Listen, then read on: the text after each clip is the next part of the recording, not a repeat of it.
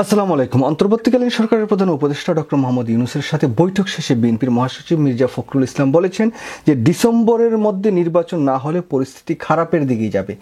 পক্ষান্তরে ডক্টর মোহাম্মদ ইউনূসকে বিএনপির মহাসচিব মির্জা ফখরুল ইসলাম আলমগীর একটি হুমকি দিয়েছেন বলে জানা যায়। আমাদের পত্রিকায় সংবাদে তারা যেটি বলছেন, আমি যদিও ভিডিওটি দেখেছি, তারপরে আপনাদেরকে একটু পরে শোনাই। তিনি বলছেন, বিএনপির মহাসচিব মির্জা ফখরুল ইসলাম আলমগীর বলেছেন, আমরা পরিষ্কার বলে দিচ্ছি, ডিসেম্বরের মধ্যে নির্বাচন না হলে দেশে রাজনৈতিক, অর্থনৈতিক ও সামাজিক পরিস্থিতি আরও খারাপের দিকেই যাবে।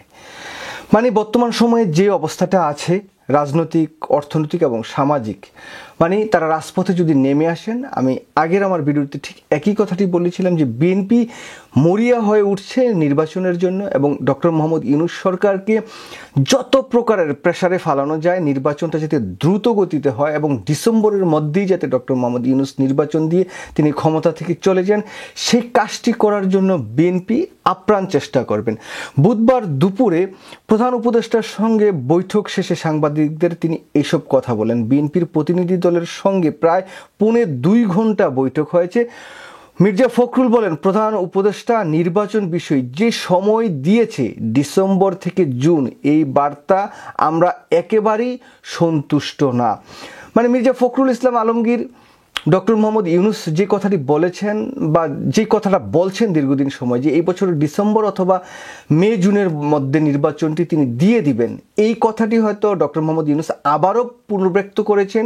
তিনি তার যে কথা, সেই কথায় তিনি অনড় অবস্থায় আছেন যে ডিসেম্বর অথবা মে জুনের মধ্যেই নির্বাচনটি হবে। এই কথাটিতে বিএনপি আশ্বস্ত হতে পারছেন না।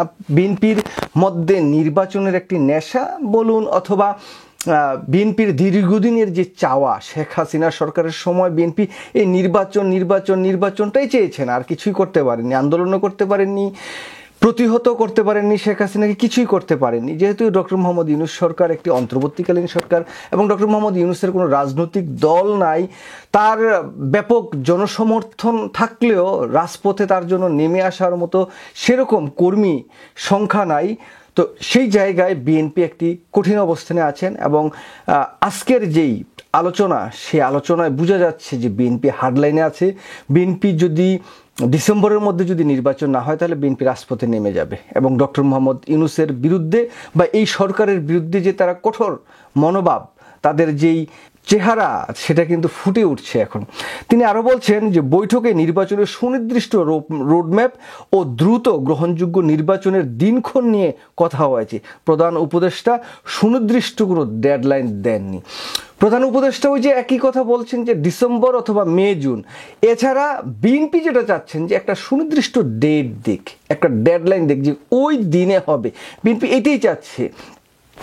তো ডক্টর মোহাম্মদ ইউনূস এতদিন আগে সংস্কারটা হতে আসলে কয়দিন লাগবে, কি সময় লাগবে, এটা 1 মাসও হইতে পারে, 2 মাসও হইতে পারে, বা 6 মাস, 7 মাস, 8 মাসও লাগতে পারে, যাই হোক যে কোনো একটা সময় লাগতে পারে।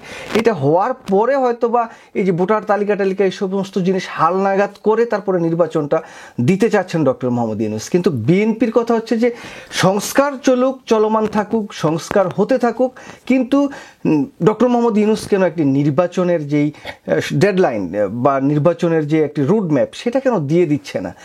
এই জন্যই আজকের সাংবাদিকদের সাথে কথা বলার পরে মির্জা ফখরুল ইসলাম আলমগীরের বডি ল্যাঙ্গুয়েজ দেখে এরকমই বোঝা গেছে যে না, বিএনপি এতদিন এই সরকারটাকে গ্রহণ করেছে, চুপচাপ ছিল, নির্বাচনের ব্যাপারে কথাবার্তা বলেছে, কিন্তু ব্যাপক কোনো প্রেশার ক্রিয়েট করেনি। কিন্তু এখন তারা কিন্তু প্রেশার ক্রিয়েট করতে যাচ্ছে এবং ডিসেম্বরের মধ্যে যদি নির্বাচনটি না হয় তাহলে বিএনপি সেই আবার রাজপথের আন্দোলনেই চলে আসবে বলে আমি মনে করছি। এবং আজকের এই আলোচনার পরে যে বিশ্লেষণ, সেই জায়গা থেকে এটাই একদম সুস্পষ্টভাবে বলা যায় যে বিএনপি রাজপথে যাবে, রাজপথে আন্দোলন করবে। এখন ডক্টর মোহাম্মদ যদি ইউনূস ডিসেম্বরে যে বলে যে মে মাসের 30 তারিখে নির্বাচন, তাহলেও কি বিএনপি আন্দোলনে যাবে? সেটা আসলে বোঝা যাচ্ছে না, বোঝা যায়ওনি। কিন্তু তারা চায় যে এটা এই 2025-এর বাইরে যাতে না যায়।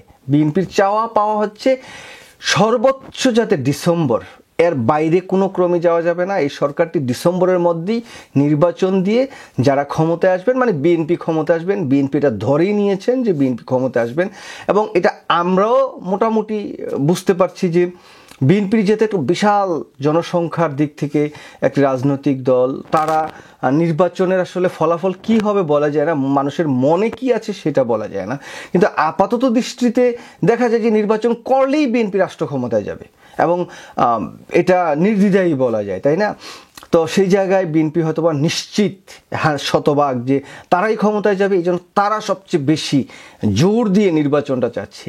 এই জোরটি এখন ডক্টর মোহাম্মদ ইউনূস পর্যন্ত গেল, এবং তাকে মোটামুটি একটা পরিচ্ছন্ন প্রত্যক্ষ অথবা পরোক্ষ, এটা প্রত্যক্ষ পরোক্ষ বলবো কিনা, এটা পরোক্ষ না প্রত্যক্ষই নির্বাচনের বিষয়ে একটা হুমকি দিল যে ডিসেম্বরের মধ্যে যদি নির্বাচন না হয় পরিস্থিতি খারাপের দিকে যাবে।